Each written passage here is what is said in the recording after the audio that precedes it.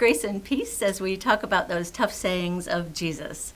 So how about from either the Gospel of Matthew or Mark, where Jesus says, whoever divorces his wife except on the grounds of sexual immorality makes her an adulteress.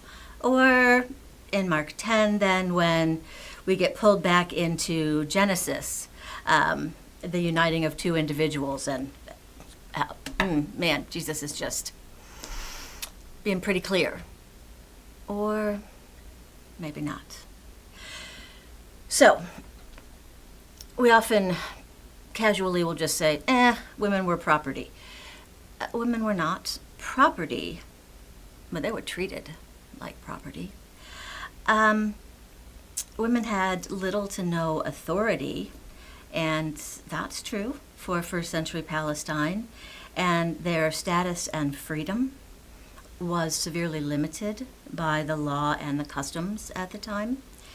They were considered inferior and subordinate.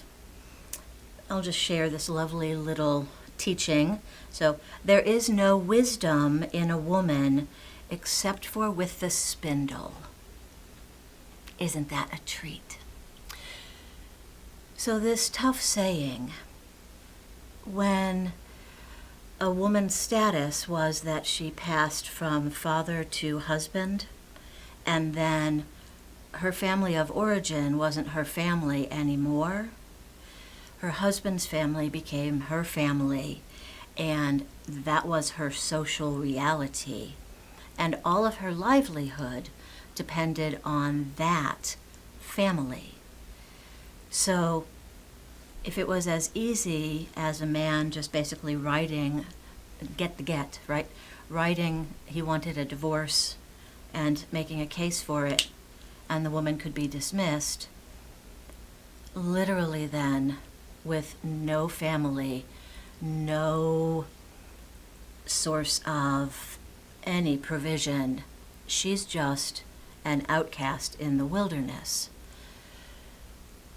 Pretty much worse than property. So, Jesus' teaching that you can't do this is a way of saying you cannot just discard another human being. People are not trash. So if we're talking about a marriage relationship, or if we're talking really, in this case, about any other relationship, you can't just write somebody off. You can't just throw them away and leave them out in the wilderness. That's not what we do with beloved children of God or any of the beloved parts of God's creation. So this is a tough saying, but underneath it is a tough reality, that everything and everyone is cherished by God, and it's not ours to just write off. Thanks be to God for these tough sayings. There's more to come.